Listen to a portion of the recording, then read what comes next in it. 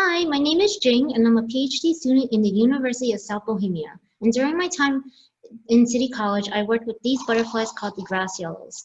And today I'm just going to talk about some big questions regarding these butterflies and some methods that help us answer these questions.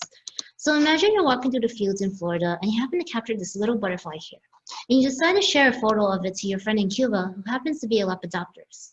Your friend in Cuba shares their kind of butterfly to you, and you all decide that they're kind of different, but they also look the same. And so you both send a photo of your kinds of butterflies to a friend in Argentina. And your friend in Argentina sends their kind of butterfly in Argentina to you two, and you all decide together that they're kind of different, but they're all similar in so many ways. And so you all post this on a Facebook group full of other Lepidopterus around the world, and from Africa, Asia, Australia, they're all posting about this same kind of butterfly that looks just like yours, but they're in 3 different continents. And so the big question is, why and how are they everywhere, and how are these butterflies related to each other? This is the global distribution of all grass yellows around the world, and you can see it occurs in 5 different continents, and yet the diversity among them is quite astounding. So there are 2 main possibilities to look at. One of them includes the movement of plate tectonics. The plates that make up our world today didn't look like what it used to be now. And over time, these plates may have shifted into what you see in today's maps. And during those millions of years ago, those butterflies may have existed when the plates were connected, and over time, slowly separated because of the movement of plate tectonics.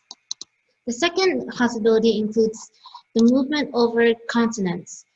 So once they find themselves in a new environment, they may adapt to these new environments over time and become a different kind of butterfly. So in order to answer the first question, you need to look at the second question. How are these butterflies even related to each other? And this is by gathering their genetic data and comparing their DNA sequences to each other and running them through an algorithm. And the algorithm will infer a tree and give you 2 pieces of information. When did they diversify and how related are they to each other? And so you now have this big tree and you have these 2 scenarios in the form of mathematical models. And once you run these models with the tree, it will give you an inferred idea of where they used to live, where they originated, and how did they even evolve. And so what my data predicted was 35 million years ago, my butterflies may have originated in North America and traveled down to South America and Central America at the same time. And 5 million years after that, they may have crossed the Bering Strait and diversified across Africa, Asia, and Australia. And so to wrap it up, there are 2 main possibilities of why and how they're everywhere: the movement of continents and the movement over continents. And how are these butterflies related to each other?